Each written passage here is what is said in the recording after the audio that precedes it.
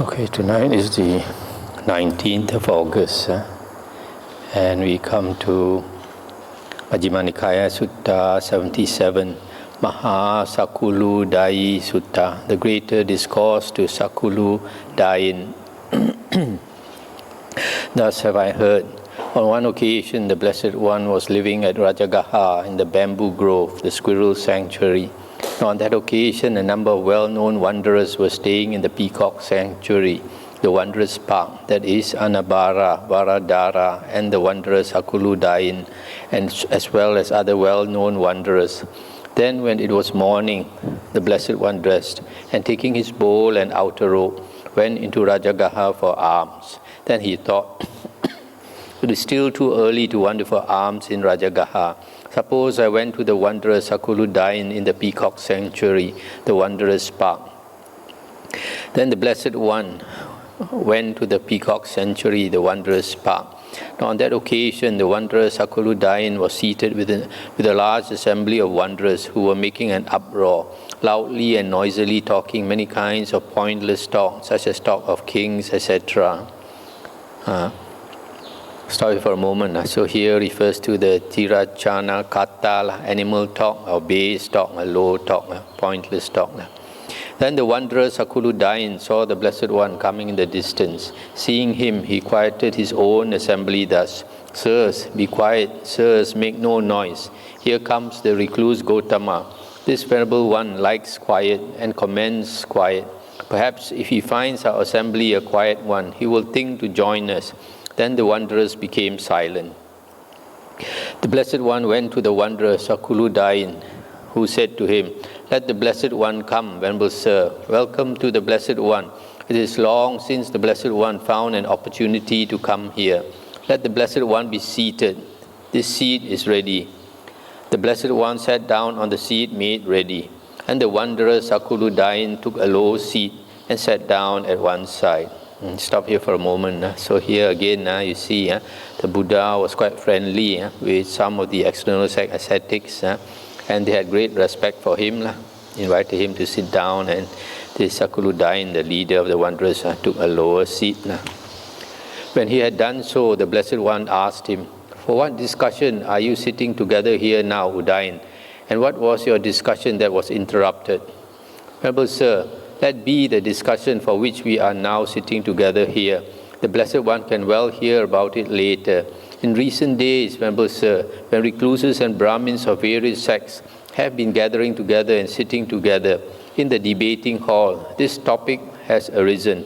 It is a gain for the people of Anga and Magadha. It is a great gain for the people of Anga and Magadha that these recluses and Brahmins, heads of orders, heads of groups, teachers of groups, well-known and famous founders of sects, regarded by many as saints, have come to spend the reigns at Rajagaha. There is this Purana Kassapa, the head of an order, the head of a group, the teacher of a group, the well-known and famous founder of a sect, regarded by many as a saint. He has come to spend the reigns at Rajagaha.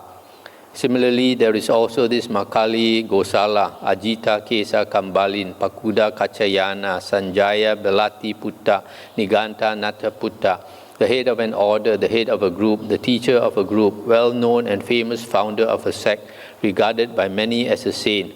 He too has come to spend the reigns at Rajagaha. There is also this recluse Gotama, the head of an order, the head of a group, the teacher of a group, the well-known and famous founder of a sect, regarded by many as a saint. He too has come to spend the reigns at Rajagaha. Stop here for a moment. In India, they have 3 seasons. The rainy season, followed by winter, and followed by summer. And each one of them is 4 months. So it is a tradition in India during the rain season, 4 months, that the monks, ascetics, wanderers, all, they will spend 3 months, at least 3 months, on retreat, because they say during this period of the rains, a lot of insects and worms come out from the ground. So if they walk around, and they'll be killing all these insect and plant and these worms, etc. Originally, the Buddha did not practice this, but later, because of lay people criticizing, so the Buddha asked the monks to follow also. Now here is mentioned the 6 external sect ascetics, the leaders of different groups of wanderers, and they are all supposed to be very famous during the time of the Buddha. Purana Kassapa, Makali Gosala, Ajita Kesa Kambalin, Pakuda Kachayana, Sanjaya, Balati Putta, and Iganta Nataputta. Now among these worthy recluses and Brahmins, heads of orders, etc., regarded by many as saints, who is honored, respected, revered, and venerated by his disciples, and how, honoring and respecting him, do they live in dependence on him. Thereupon some said this Purana Kassapa is the head of an order, etc., regarded by many as a saint, yet he is not honored, respected, revered, and venerated by his disciples, nor do his disciples live in dependence on him, honoring and respecting him. Once Purana Kassapa was teaching his Dhamma to an assembly of several hundred followers. Then a certain disciple of his made a noise thus, Sirs, do not ask Purana Kassapa this question. He does not know that. We know that. Ask us that question. We will answer that for you, sirs. It happened that Purana Kassapa did not get his way, though he waved his arms and wailed, Be quiet, sirs. Make no noise, sirs. They are not asking you, sirs. They are asking us. We will answer them. Indeed, many of his disciples left him after refuting his doctrine thus, You do not understand this Dhamma Vinaya. I understand this Dhamma Vinaya. How could you understand this Dhamma Vinaya? Your way is wrong. My way is right. I am consistent. You are inconsistent. What should have been said first, you said last. What should have been said last, you said first. What you had so carefully thought up has been turned inside out. Your doctrine is refuted. You are proved wrong. Go and learn better, or disentangle yourself if you can. Thus, Purana Kassapa is not honored, respected, revered, and venerated by his disciples, nor do his disciples live in dependence on him, honoring and respecting him. Indeed, he is scorned by the scorn shown into his Dhamma. Similarly, and some said this Makali Gosala is the head of an order, etc., yet he is not honored, respected, revered, and venerated by his disciples as before. And similarly for Sanjaya, Balati Putta, Niganta Nataputta, etc. Indeed, he is scorned by the scorn shown to his Dhamma. So stop here for a moment. So all these 6 external sect ascetics, although they are supposed to be very famous, and many of them claim to be omniscient and all-knowing, yet the disciples don't show the respect for them. You see, like when this Purana Kassapa was teaching, his disciple contradict him and tell people to ask him instead. He thinks, the disciple thinks he knows better. So this was the same for all the others. And some said this recluse Gautama is the head of an order, the head of a group, the teacher of a group, the well-known and famous founder of a sect, regarded by many as a saint. He is honored, respected, revered, and venerated by his disciples, and his disciples live in dependence on him, honoring and respecting him. Once the recluse Gautama was teaching his Dhamma to an assembly of several hundred followers, and there a certain disciple of his cleared his throat. Thereupon one of his companions in the holy life nudged him with his knee to indicate, Be quiet, Venerable Sir, make no noise. The Blessed One, the teacher, is teaching us the Dhamma. When the recluse Gautama is teaching the Dhamma to an assembly of several hundred followers, on that occasion there is no sound of his disciples coughing or clearing their throats. For then that large assembly is poised in expectancy. Let us hear the Dhamma the Blessed One is about to teach. Just as though a man were at the crossroads pressing out pure honey, and a large group of people were poised in expectancy, so too when the recluse Gautama is teaching the Dhamma to an assembly of several hundred followers, on that occasion there is no sound of his disciples coughing or clearing their throats. For then that large assembly is poised in expectancy. Let us hear the Dhamma the Blessed One is about to teach. And even those disciples of his who fall out with their companions in the holy life and abandon the training to return to the low life, Even they praise the Master and the Dhamma and the Sangha. They blame themselves instead of others, saying, "We were unlucky, we have little merit, for though we went forth into homelessness in such a well-proclaimed Dhamma, we were unable to live the perfect and pure holy life for the rest of our lives." Having become monastery attendants or lay followers, they undertake and observe the 5 precepts. Thus the recluse Gautama is honored, respected, revered, and venerated by his disciples, and his disciples live in dependence on him, honoring and respecting him. Stop it for a moment. So you can see the Buddha is very different from the external sect ascetics. He commands the respect of his disciples. But Udayan, how many qualities do you see in me because of which my disciples honor, respect, revere, and venerate me, and live in dependence on me, honoring and respecting me? Venerable Sir, I see 5 qualities in the Blessed One, because of which his disciples honor, respect, revere, and venerate him, and live in dependence on him, honoring and respecting him. What are the 5? First, Venerable Sir, the Blessed One eats little and commends eating little. This I see as the first quality of the Blessed One, because of which his disciples honor, respect, revere, and venerate him, and live in dependence on him, honoring and respecting him. Again, Venerable Sir, the Blessed One is content with any kind of robe, and commends contentment with any kind of robe. This I see as the second quality of the Blessed One. Again, Venerable Sir, the Blessed One is content with any kind of alms food, and commends contentment with any kind of alms food. This I see as the third quality of the Blessed One. Again, Venerable Sir, the Blessed One is content with any kind of resting place, and commends contentment with any kind of resting place. This I see as the fourth quality of the Blessed One. Again, Venerable Sir, the Blessed One is secluded, and commends seclusion. This I see as the fifth quality of the Blessed One. Venerable Sir, these are the 5 qualities I see in the Blessed One, because of which his disciples honor, respect, revere, and venerate him, and live in dependence on him, honoring and respecting him. So here, this Udayan, or Sakulu Udayan, he says the Buddha possesses 5 qualities. To him, these it's because of these 5 qualities the Buddha's disciples respect him, venerate him. First one, the Buddha eats little. Second, he's content with any kind of robe. Third, he's content with any kind of alms food. Fourth, he's content with any kind of resting place, sleeping place. And fifth, he's secluded and commends seclusion. Suppose, Udayan, my disciples honored, respected, revered, and venerated me, and lived in dependence on me, honoring and respecting me with the thought, the recluse Gautama eats little and commends eating little.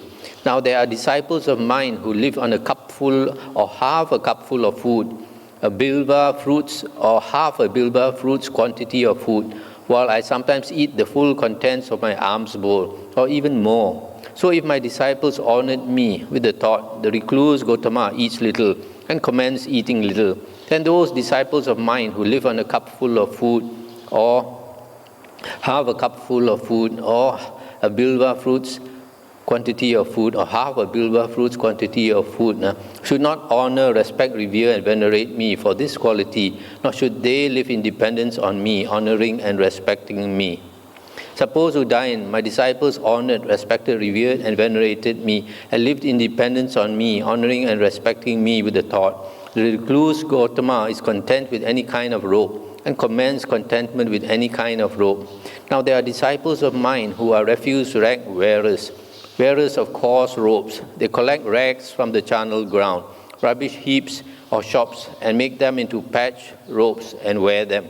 But I sometimes wear robes given by householders, robes so fine that pumpkin hair is coarse in comparison. So if my disciples honored me with the thought, the recluse Gautama is content with any kind of robe, and commends contentment with any kind of robe, then those disciples of mine who are refuse rag wearers, wearers of coarse robes, should not honor, respect, revere, and venerate me for this quality, nor should they live in dependence on me, honoring and respecting me. Suppose, Udayan, my disciples honored, respected, revered, and venerated me, and lived in dependence on me, honoring and respecting me with the thought, the recluse Gotama is content with any kind of alms food and commends contentment with any kind of alms food. Now there are disciples of mine who are alms food eaters, who go on unbroken alms round from house to house, who delight in gathering their food. When they have entered among the houses, they will not consent even when invited to sit down. But I sometimes eat on invitation meals of choice rice and many sauces and curries. So if my disciples honored me with the thought, the recluse Gotama is content with any kind of alms food and commends contentment with any kind of alms food, then those disciples of mine who are alms food eaters should not honor, respect, revere, and venerate me for this quality, nor should they live in dependence on me, honoring and respecting me.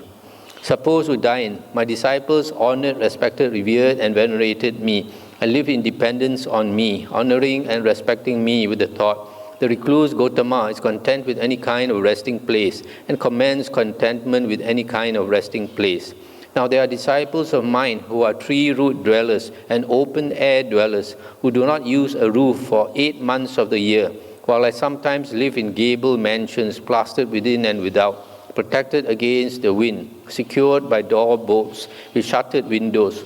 So if my disciples honored me with the thought, the recluse Gotama is content with any kind of resting place and commends contentment with any kind of resting place, then those disciples of mine who are tree-root dwellers and open-air dwellers should not honor, respect, revere, and venerate me for this quality, nor should they live in dependence on me, honoring and respecting me. Suppose, Udayan, my disciples honored, respected, revered, and venerated me, and lived in dependence on me, honoring and respecting me with the thought, the recluse Gotama is secluded and commends seclusion. Now there are disciples of mine who are forest dwellers, dwellers in remote resting places, who live withdrawn in remote jungle thicket resting places, and return to the midst of the Sangha once each half month for the recitation of the Patimokkha. But I sometimes live surrounded by monks and nuns, by men and women lay followers, by kings and kings' ministers, by other sectarians and their disciples. So if my disciples honored me with the thought, the recluse Gotama is secluded and commends seclusion, then those disciples of mine who are forest dwellers should not honor, respect, revere, and venerate me for this quality, nor should they live in dependence on me, honoring and respecting me. Thus, Udayan, it is not because of these 5 qualities that my disciples honor, respect, revere, and venerate me, and live in dependence on me, honoring and respecting me. Stop here for a moment. So here the Buddha says it is not because of these 5 qualities, because many of his disciples are even more ascetic than the Buddha. But the Buddha, before he was enlightened, he had already practiced asceticism to the very, very extreme. So he found that what was not beneficial, he just put it down, let go of it.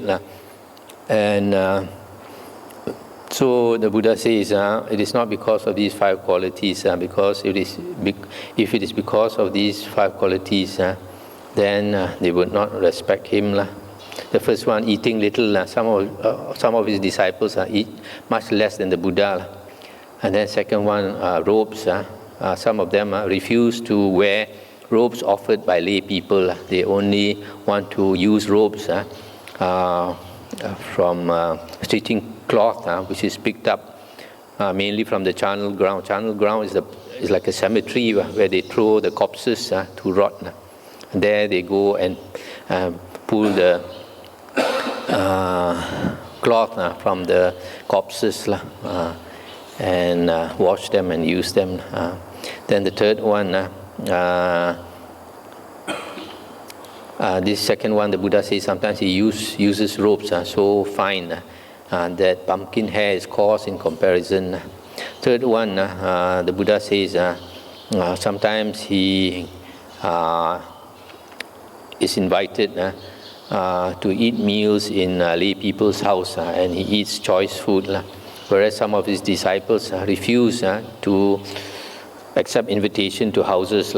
Every day they go on alms round, and even when invited inside lay people's house to eat, they will refuse. They just beg for their food and eat in a secluded place. Then number 4,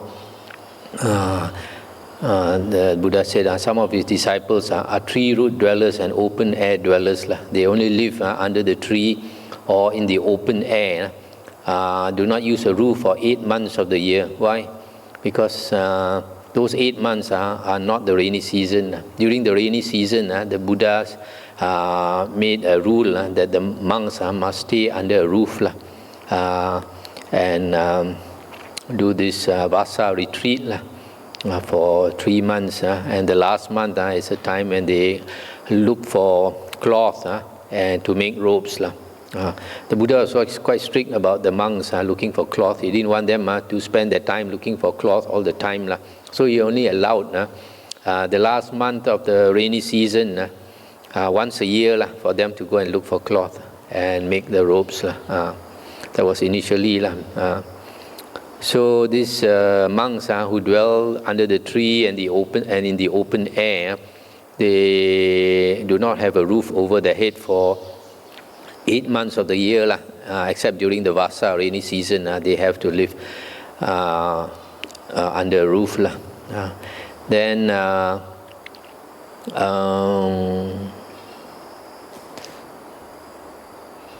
the last one, it is not because of seclusion that the Buddha is respected by his disciples, because the Buddha says there are some disciples of his who live in remote resting places, far withdrawn from people, and they return to the Sangha once each half month, every 2 weeks, for the Uposatha. The Uposatha is the 15th day of the lunar month, and the 30th day of the lunar month. If no 30 days, then it's a 29th day. On these 2 days of the month, the monks come together and recite the Patimokkha, the 227 precepts. So other than that, they will dwell alone in very remote resting places. And the Buddha says he is different. Sometimes he's surrounded by a lot of people, monks, nuns, lay followers, and kings and ministers and other sectarians, etc. However, Udayan, there are 5 other qualities because of which my disciples honor, respect, revere and venerate me, and live in dependence on me, honoring and respecting me. What are the 5? The first one is the higher virtue. Here, Udayan, my disciples esteem me for the higher virtue, or higher moral conduct, sila. The recluse Gotama is virtuous. He possesses the supreme aggregate of virtue. This is the first quality because of which my disciples honor, respect, revere and venerate me, and live in dependence on me, honoring and respecting me. So the first one, the Buddha says, his moral conduct is without blemish. You cannot find any fault at all with his moral conduct. Second one is knowledge and vision. Again, Udayan, my disciples esteem me for my excellent knowledge and vision thus. When the recluse Gotama says, I know, he truly knows. When he says, I see, he truly sees. The recluse Gotama teaches the Dhamma through direct knowledge, not without direct knowledge. He teaches the Dhamma with a sound basis, not without a sound basis. He teaches the Dhamma in a convincing manner, not in an unconvincing manner. This is the second quality because of which my disciples honor me. Third one is the higher wisdom. Again, Udayan, my disciples esteem me for the higher wisdom thus. The recluse Gotama is wise. He possesses the supreme aggregate of wisdom. It is impossible that he should not foresee the future courses of doctrine, or that he should not be able to confute with reasons the current doctrines of others. What do you think, Udayan? Would my disciples, knowing and seeing thus, break in and interrupt me? No, Venerable Sir. I do not expect instruction from my disciples. Invariably, it is my disciples who expect instruction from me. This is the third quality because of which my disciples honor me. This third quality, I must know, because the Buddha is psychic. What his disciples think, he can already read their mind. So none of them dare to question the Buddha, argue with the Buddha.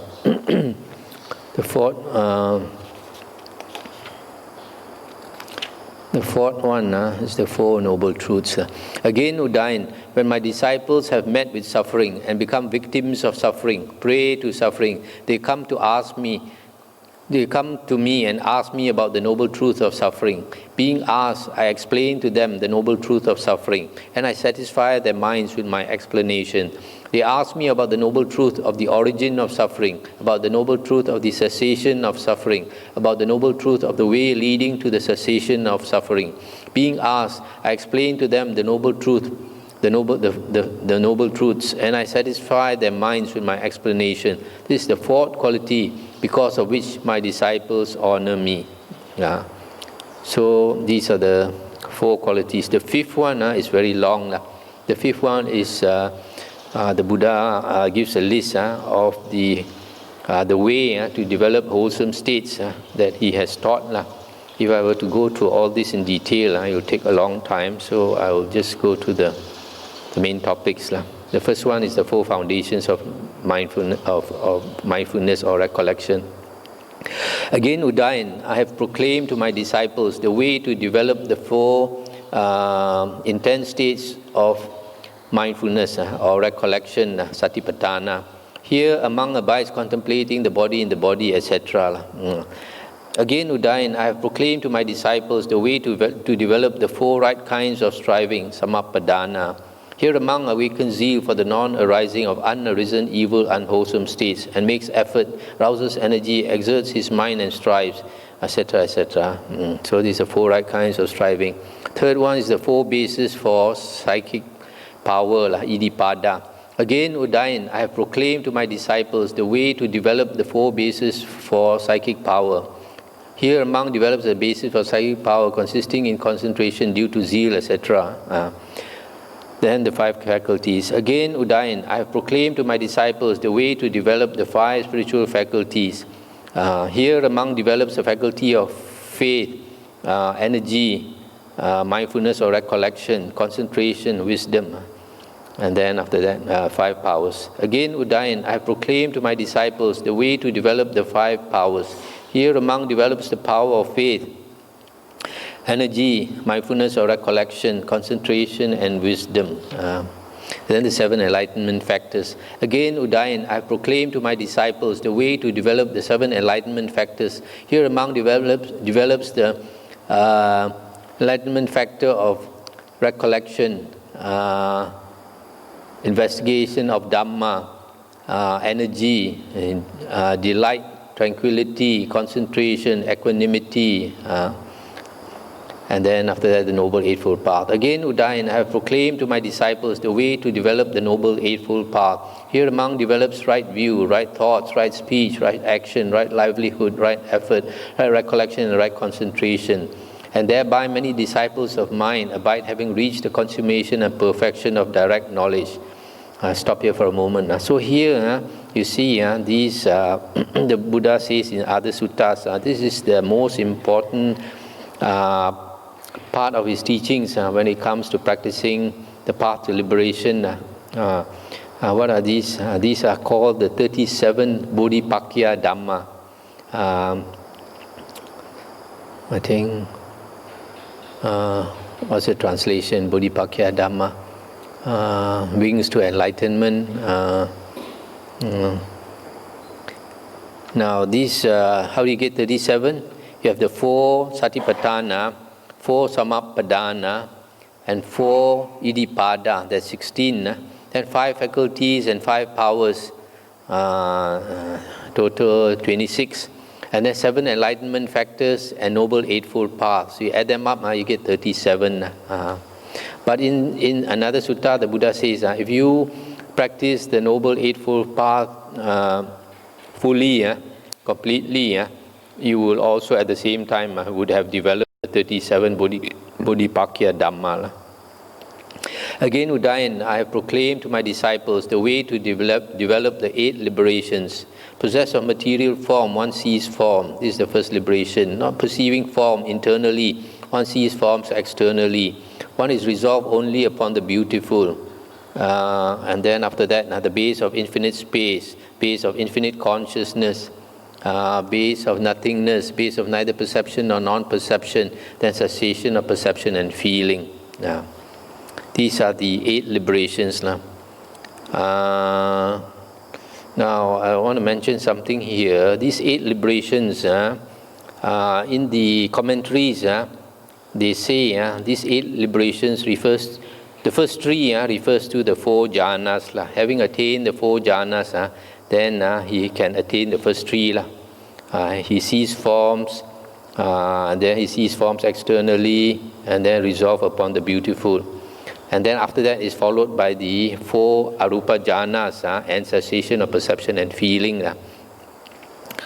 But this contradicts the Anguttara Nikaya 4.89, where they talk about the blue lotus recluse.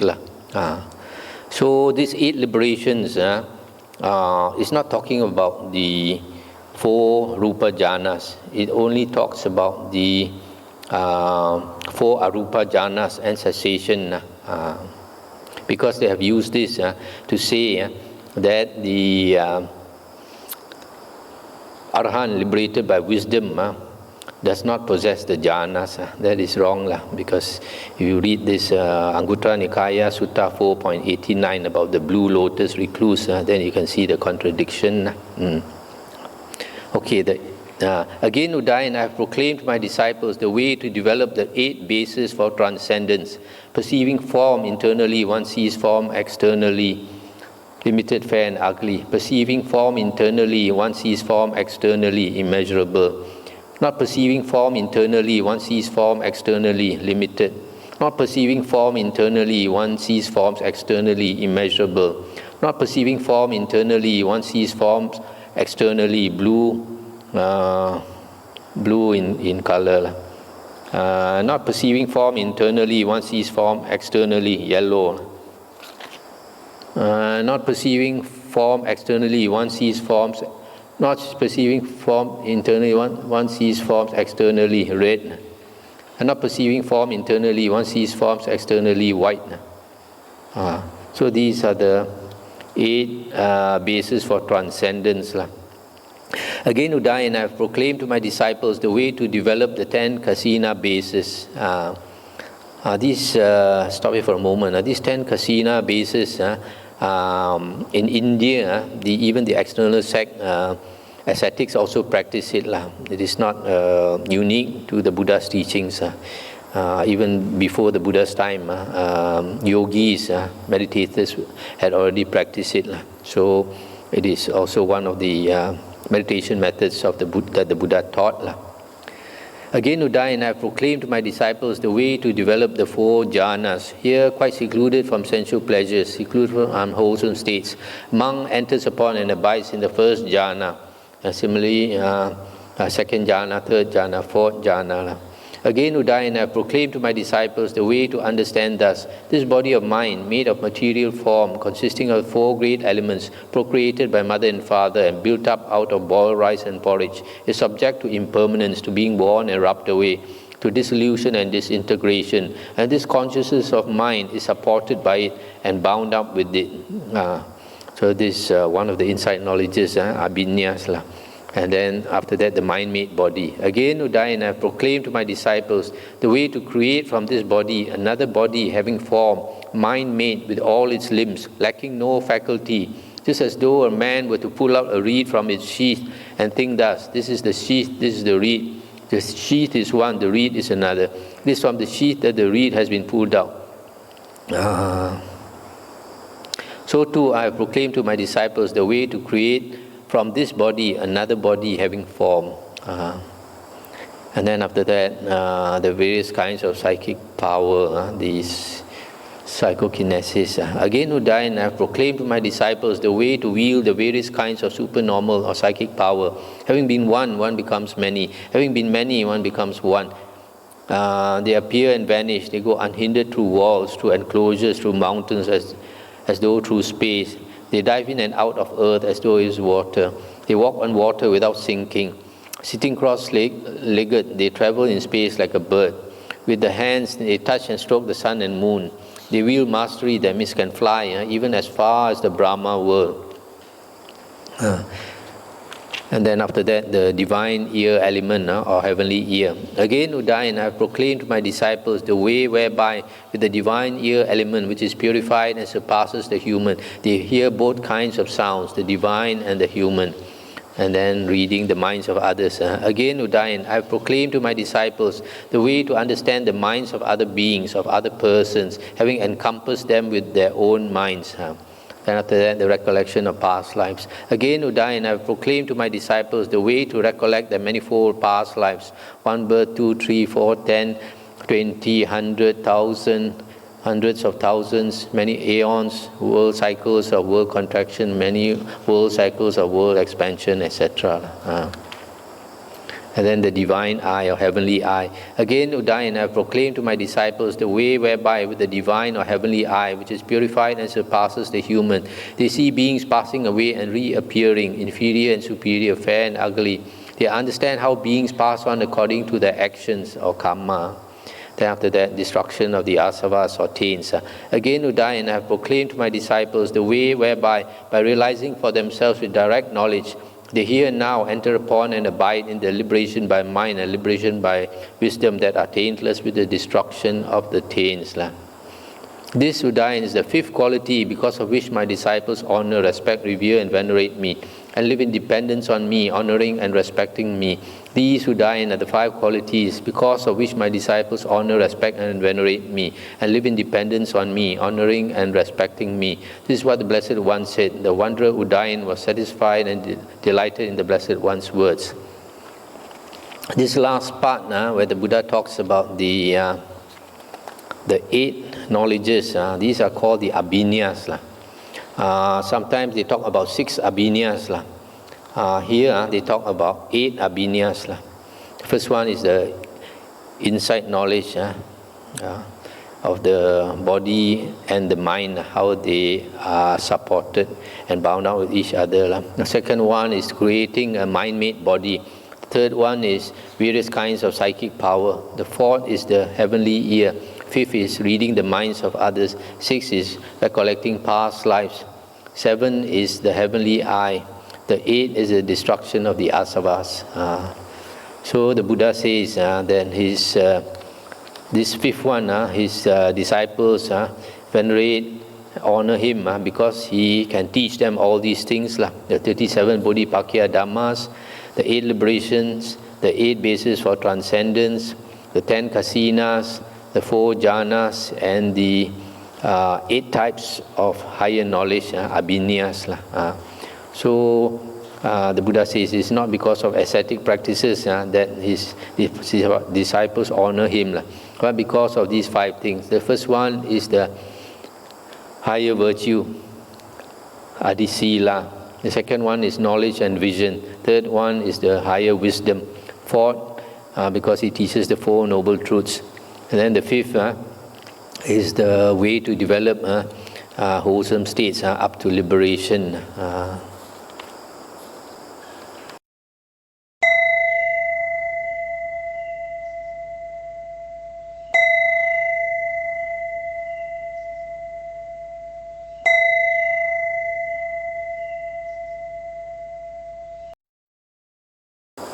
Okay, now we come to another sutta, 78.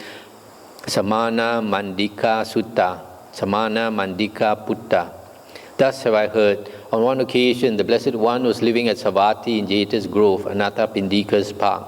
Now on that occasion the wanderer Ugaha Mana Samana Mandika Putta was staying in Malika's park, the single hall Tinduka plantation for philosophical debates, together with a large following of wanderers, with as many as 300 wanderers. The carpenter Panchakanga went out from Savatthi at midday in order to see the Blessed One. And he thought, it is not the right time to see the Blessed One. He is still in retreat. And it is not the right time to see monks worthy of esteem. They are still in retreat. Suppose I went to Malika's park to the wanderer Ugaha Mana Samana Mandika Putta. And he went to Malika's park. Now on that occasion, the wanderer Ugaha Mana was seated with a large assembly of wanderers who were making an uproar, loudly and noisily talking many kinds of pointless talk, such as talk of kings, etc. The wanderer Ugaha Mana, Samana Mandika Putta saw the carpenter Panchakanga coming in the distance. Seeing him, he quieted his own assembly thus: Sirs, be quiet. Sirs, make no noise. Here comes the carpenter Panchakanga, a disciple of the recluse Gotama, one of the recluse Gotama's white cloth lay disciples staying at Savatthi. These venerable ones like quiet. They are disciplined in quiet. They commend quiet. Perhaps if he finds our assembly a quiet one, he will think to join us.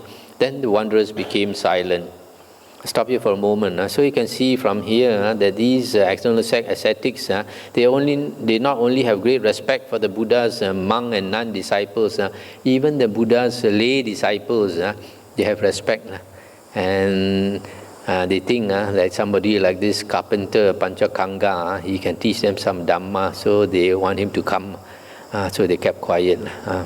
The carpenter Panchakanga went to the wanderer Ugaha Mana and exchanged greetings with him. When this courteous and amiable talk was finished, he sat down at one side. The wanderer Ugaha Mana then said to him, Carpenter, when a man possesses 4 qualities, I describe him as accomplished in what is wholesome, perfected in what is wholesome, attained to the supreme attainment, and ascetic invincible. What are the 4? Here he does no evil bodily actions, he utters no evil speech, he has no evil intentions, and he does not make his living by any evil livelihood. When a man possesses these 4 qualities, I describe him as accomplished in what is wholesome, perfected in what is wholesome, attained to the supreme attainment, and ascetic invincible. Stop here for a moment. So this time, instead of trying to learn some Dhamma, here he's trying to show off. He knows some Dhamma also. He's trying to teach this Panchakanga what he knows. He says, if a person possesses 4 things, then he says this person is perfected. And what are these 4 things? He does no evil bodily actions. He utters no evil speech. He has no evil intentions and does not make his living by any evil livelihood. Then the carpenter Panchakanga neither approved nor disapproved of the wanderer Ugaha Mana's words. Without doing either, he rose from his seat and went away, thinking, I shall learn the meaning of this statement in the presence of the Blessed One. Then he went to the Blessed One, and after paying homage to him, he sat down at one side and reported to the Blessed One his entire conversation with the wanderer Ugaha Mana. Thereupon the Blessed One said, If that was so, carpenter, then a young tender infant lying prone is accomplished in what is wholesome, perfected in what is wholesome, attained to the supreme attainment, and ascetic invincible, according to the wanderer Ugaha Mana's statement. For a young tender infant lying prone does not even have the notion body, so how should he do an evil action beyond mere wriggling? A young tender infant lying prone does not even have the notion speech, so how should he utter evil speech beyond mere whining? A young tender infant lying prone does not even have the notion intention, so how should he have evil intentions beyond mere sulking? A young tender infant lying prone does not even have the notion livelihood, so how should he make his living by evil livelihood beyond being suckled at his mother's breast? If that were so, carpenter, then a young tender infant lying prone is accomplished in what is wholesome, perfected in what is wholesome, attained to the supreme attainment, and ascetic invincible, according to the wanderer Ugaha Mana's statement. When a man possesses 4 qualities, carpenter, I describe him not as accomplished in what is wholesome, or perfected in what is wholesome, or attained to the supreme attainment, or an ascetic invincible, but as one who stands in the same category as the young tender infant lying prone. What are the 4? Here he does no evil bodily actions, he utters no evil speech, he has no evil intentions, and he does not make his living by any evil livelihood. When a man possesses these 4 qualities, I describe him not as accomplished, etc., but as one who stands in the same category as the young tender infant lying prone.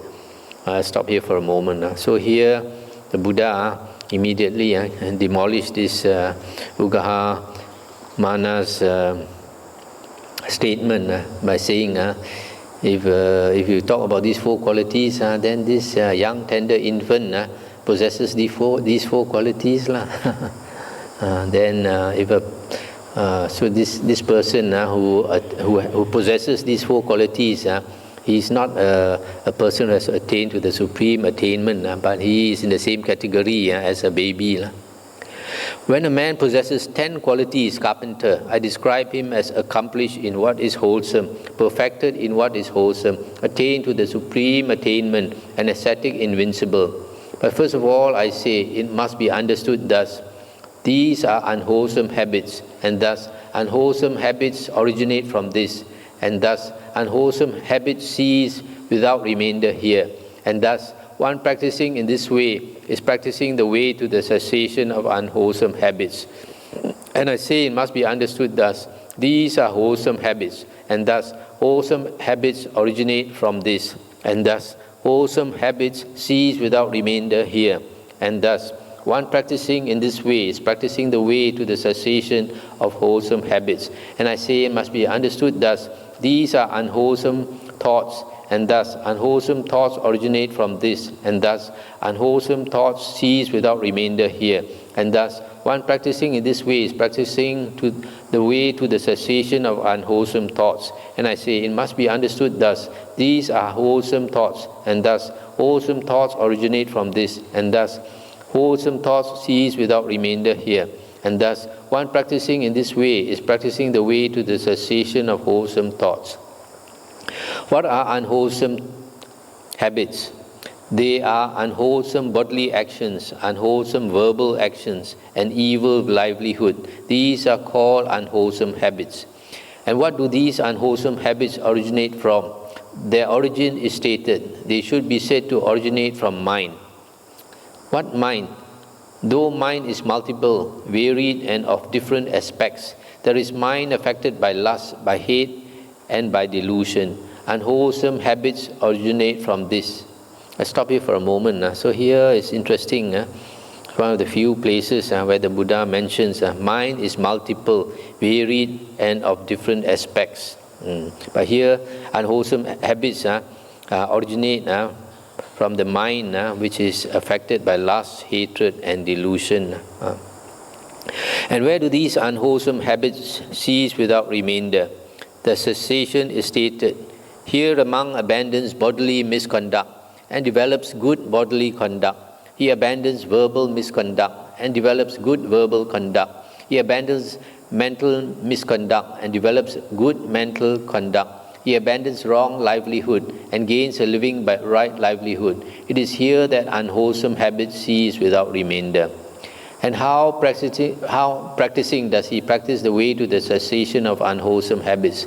Here a monk awakens zeal for the non-arising of unarisen, even unwholesome states, and he makes effort, arouses energy, exerts his mind and strives. He awakens zeal for the abandoning of arisen, evil, unwholesome states. He awakens zeal for the arising of unarisen, wholesome states. He awakens zeal for the continuance, non-disappearance, strengthening, increase, fulfillment by development of arisen, wholesome states. And he makes effort, arouses energy, exerts his mind and strives. One so practices the way to the cessation of unwholesome habits. I'll stop here for a moment. This last paragraph is very important. This is about the 4 samapadanas, 4 right efforts. When we practice the spiritual path, we must continually look into our mind, whether they are unwholesome states or wholesome states. We should develop unwholesome states. When unwholesome states arise and give us suffering, we should immediately throw it out. Don't entertain it. If you entertain it, you're not putting effort in the right way. A lot of people, they think the spiritual path is attaining this jhana and that jhana, or some people think it's attaining this jnana and that jnana if they are practicing vipassana. But basically, the spiritual path is these 4 right efforts to get rid of unwholesome states of mind and develop wholesome states. Then in that way, we change our character. Otherwise, you cannot change your character. So if you want to change our character, especially if you want to be reborn in heaven, you got to change your character until you have the character of a deva or a devi. What are wholesome habits? They are wholesome bodily actions, wholesome verbal actions, and purification of livelihood. These are called wholesome habits.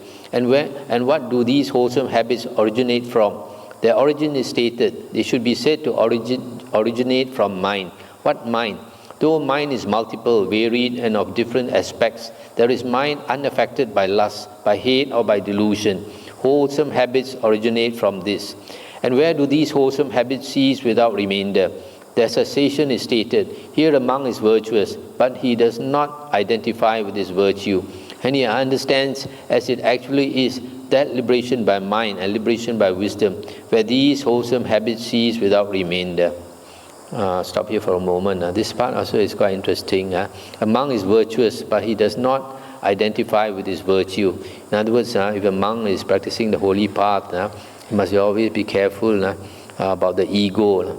Sometimes somebody new on the path, when you are virtuous, you become egoistic. You look down on others who are not so virtuous, whose precepts are not so pure as you. So that's why here the Buddha says, you should not identify yourself with your virtue. And how practicing does he practice the way to the cessation of wholesome habits? Here a monk awakens zeal for the non-arising of unarisen evil wholesome states, for the continuance, non-disappearance, strengthening, increase and fulfillment by development of arisen wholesome states. And he makes effort, arouses energy, exerts his mind and strives. One so practices the way to the cessation of wholesome habits. So this is again practicing the 4 right efforts. What are unwholesome thoughts? They are the thought of sensual desire, the thought of ill will, the thought of cruelty. These are called unwholesome thoughts. And what do these unwholesome thoughts originate from? Their origin is stated. They should be said to originate from perception. What perception? Though perception is multiple, varied, and of different aspects, there is perception of sensual desire, perception of ill will, and perception of cruelty. Unwholesome thoughts originate from this. And where do these unwholesome thoughts cease without remainder? Their cessation is stated here. Here, quite secluded from sensual pleasures, secluded from unwholesome states, a monk enters upon and abides in the first jhana, which is accompanied by applied and sustained thought, with delight and pleasure born of seclusion. It is here that unwholesome thoughts cease without remainder. I'll stop here for a moment. So in the first jhana, what little thoughts remains is only wholesome thoughts. Thoughts connected with your meditation. You are not thinking of any unwholesome thoughts. The mind is quite controlled in the first jhana. And how practicing does he practice the way to the cessation of unwholesome thoughts? Here a monk awakens zeal for the non-arising of unarisen evil unwholesome states, for the continuance, etc. So these are the 4 right efforts again. He makes effort, arouses energy, exerts his mind and strives.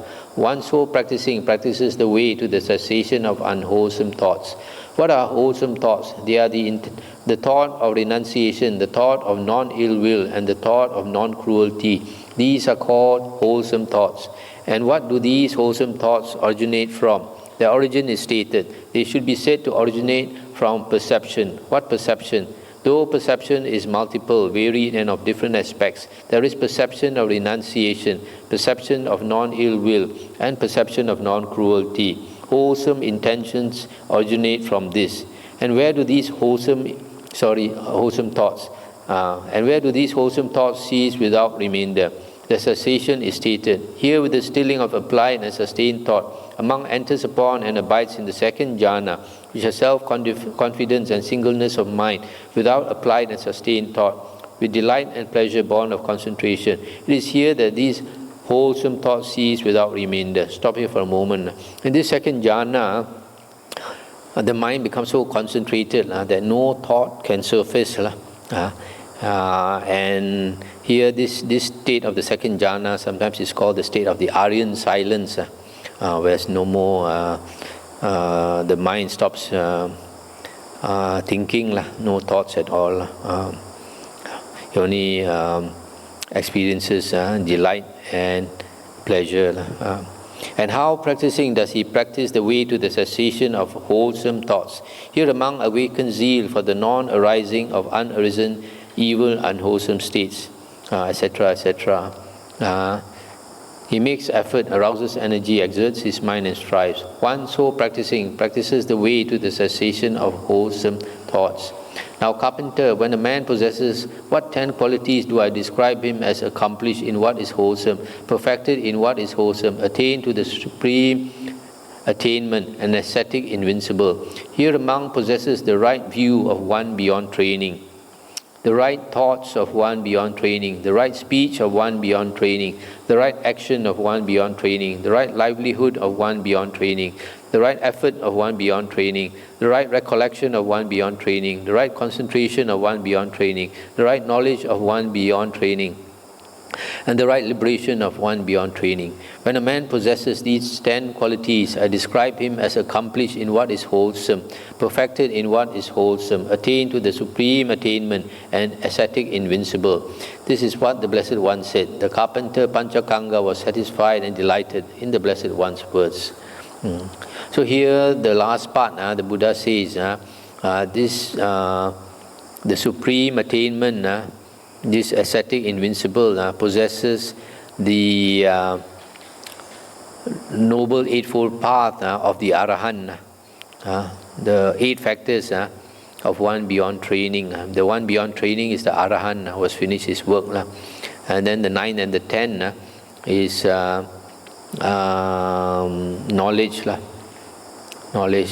knowledge of liberation and the liberation. So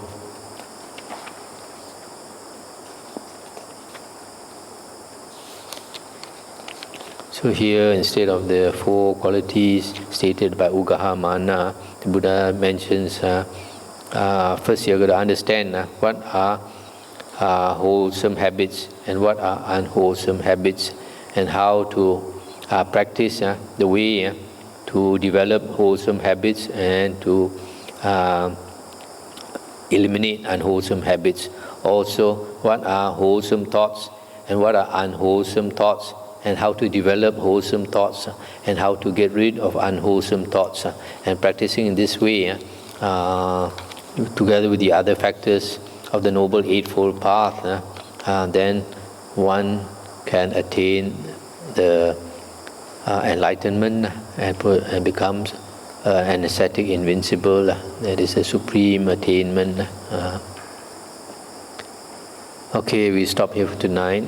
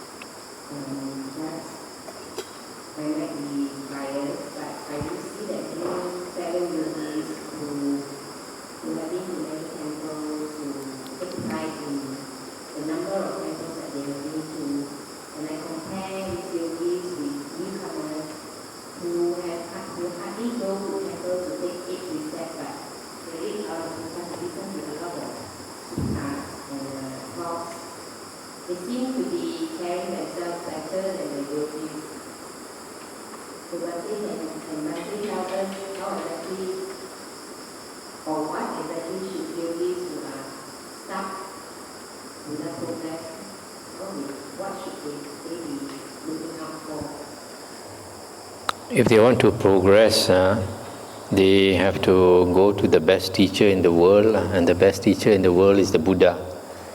Study the Buddha's words. There's so much practical instruction in the Buddha's words. Instead of getting instruction from the Arahant Sammasambuddha, a lot of people go to a lot of meditation monks and all that who are not who way below the Buddha standard. So the Buddha already said, after he's gone, take the Suttas and the Vinaya as our teacher. So if we look into the suttas, then only we can understand what is wholesome, what is unwholesome. So the spiritual path, a lot of people forget. It's not about attaining this and attaining that. It's about letting go, especially letting go of the ego and the temper, the temper that comes from the ego, and the jealousy and the backbiting and all these things. So if we practice correctly on the spiritual path, our ego should year by year reduce, become more and more humble. And whatever attainment you have, you don't boast, not like some people. They think they are Sotapanna, and then I heard of somebody trying to tell his friends that he's already attained Sotapanna because he's certified by his meditation teacher. And then when his friends didn't believe, he got angry. So always remember, it's a path of letting go, path of humility. So a lot of people, they because of worldly habits, in the worldly life, success is measured by how much you have, right? So in the same way, a lot of people come to the spiritual path. They think they have to attain this, attain that, and tell people they have attained this and attained that. But spiritual path is completely different. It's a path of letting go of the ego. The Buddha says that we should be like a gong, a bell that is cracked. When a bell is cracked, you hit it, there's no sound. Not like a lot of people, they hit the bell, bong, very loud. Want everybody to know. Blow the trumpet, very loud.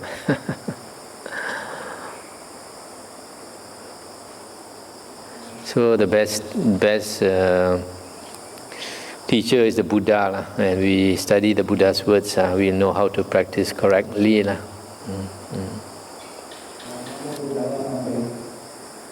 the Suttas concerning the 37 Bodhisattva, the Buddha listed it as the four foundation of mindfulness.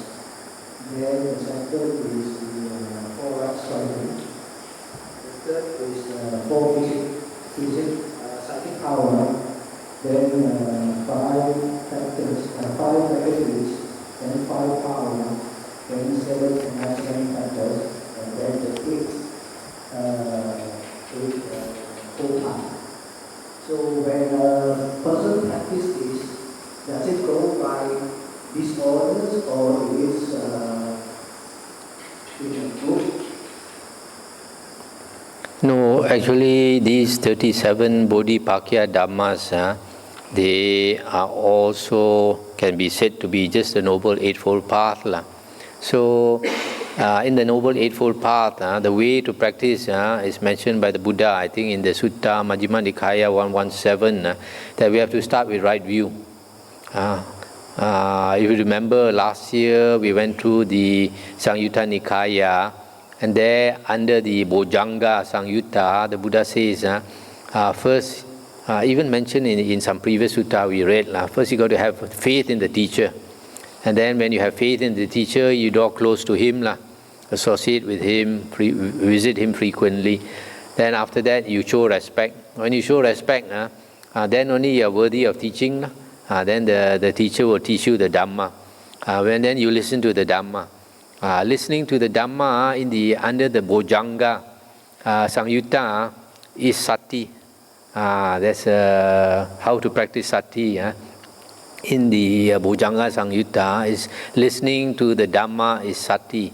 And then after you listen to the Dhamma, then you reflect on it, and then you investigate it. That is Dhamma Vichaya.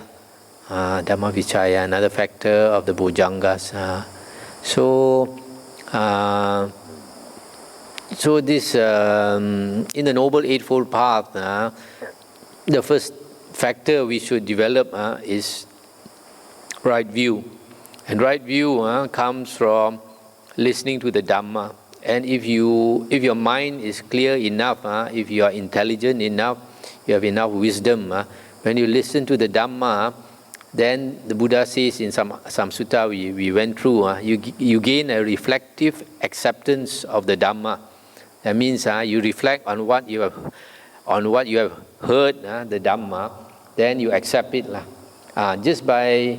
But that of course means you understand it so when you understand the Dhamma and you accept it, you have already attained right view, and that brings you into the first path. You are a first path attainer. But then after that, you have to continue practicing. Listen to more Dhamma and try to meditate to sharpen your mind, get rid of the 5 hindrances.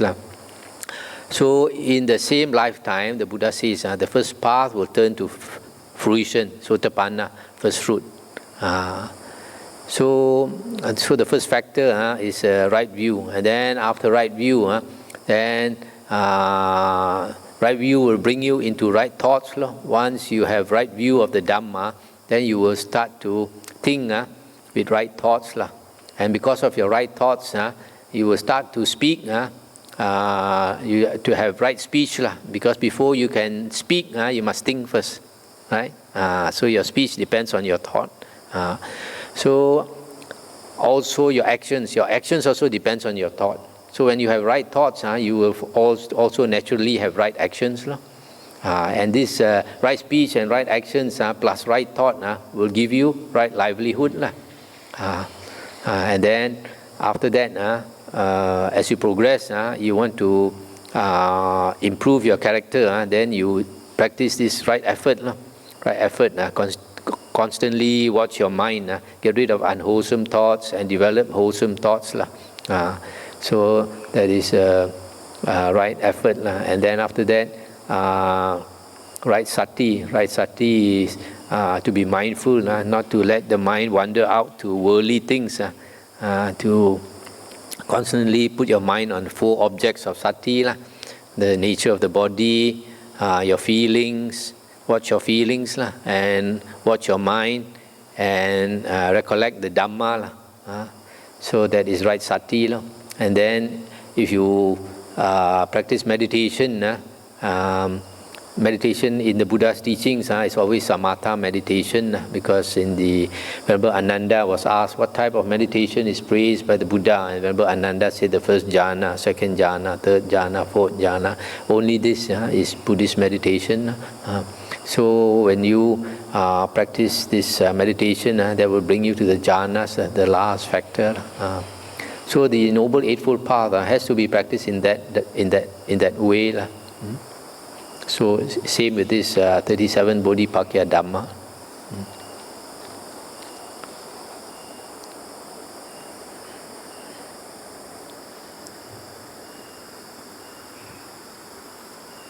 Okay, shall we end here?